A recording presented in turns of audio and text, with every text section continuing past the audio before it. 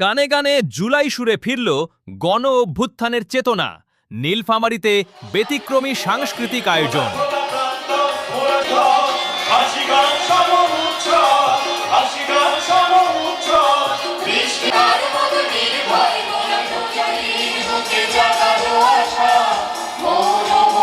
ঐতিহাসিক জুলাই গণ অভ্যুত্থানের বীরত্ব, আত্মত্যাগ এবং নতুন বাংলাদেশের স্বপ্নকে সঙ্গীতের সুরে তুলে ধরতে নীলফামারীতে অনুষ্ঠিত হয়েছে ব্যতিক্রমী সাংস্কৃতিক আয়োজন গানে গানে জুলাই।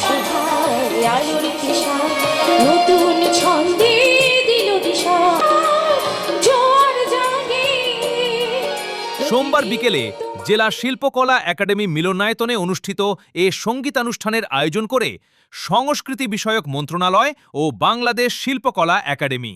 এতে সহযোগিতা করে নীলফামারী জেলা প্রশাসন এবং ব্যবস্থাপনায় ছিল জেলা শিল্পকলা একাডেমি। দেশব্যাপী আয়োজিত এই কর্মসূচির অংশ হিসেবে শিল্পীদের কণ্ঠেটে পরিবেশিত হয় দেশাত্মবোধক ও প্রেরণাদায়ক সঙ্গীত। গানের সুর, আবৃত্তি ও পরিবেশনায় ফুটে ওঠে 2024 সালের ছাত্র জনতার গণ অভ্যুত্থানের সংগ্রাম, আত্মত্যাগ এবং গণজাগরণের ইতিহাস। আয়োজকরা জানান, জুলাই শুধু ক্যালেন্ডারের একটি মাস নয়, এটি অধিকার আদায়, আত্মমর্যাদা এবং গণমানুষের ঐক্যবদ্ধ আন্দোলনের প্রতীক। নতুন প্রজন্মের কাছে সেই ইতিহাস ও চেতনাকে পৌঁছে দেওয়া এবং শহীদদের প্রতি গভীর শ্রদ্ধা জানাতেই এই আয়োজন।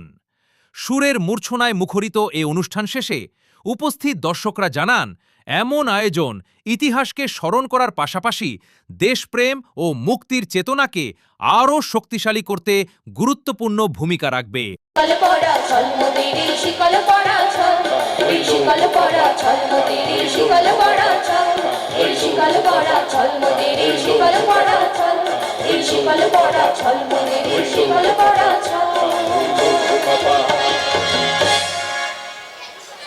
ভুল প্রমাণিত হয়েছে 24 জুলাই গণঅভ্যুত্থানে। আমরা দেখেছি আসলে বাঙালির শক্তি নিয়ে যাদের ধারণা নেই তাদেরকে চোখে আঙ্গুল দিয়ে দেখিয়ে দিয়েছে এই অভ্যুত্থানের ঘটনাটি। এটি বাংলাদেশের ইতিহাসে অন্যতম একটি মাইলফলক হয়ে থাকবে।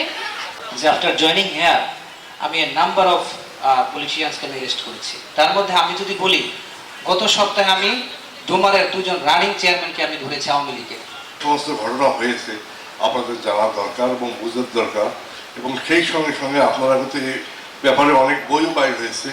আপনারা এগুলো দেখবেন, পড়বেন, বুঝবেন। বুঝতে না পারলে বড়দের সঙ্গে যোগাযোগ করবেন, সমস্তই বোঝাই দেবে আপনাদেরকে। সুতরাং এদিকে সময়ে খুবই অল্প সময়ে আমাদের এই প্রিপারেশনে এই প্রোগ্রামটি হয়েছে।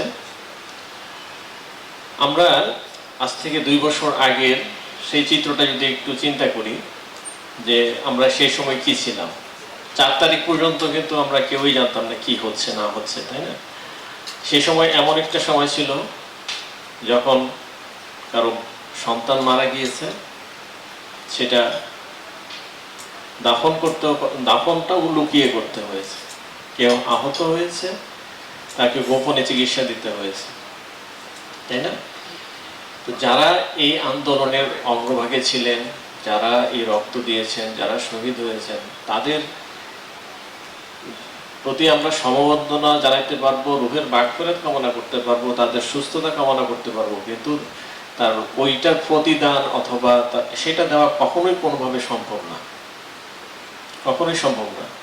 কিন্তু তারা যেটা চেয়েছিল সেটা বাস্তবায়ন করে তাদের স্বপ্নটাকে এই সফল করা যায়, সেইটাই আমাদের থাকবে কামনা এবং আমাদের চিন্তা এবং চেতনা।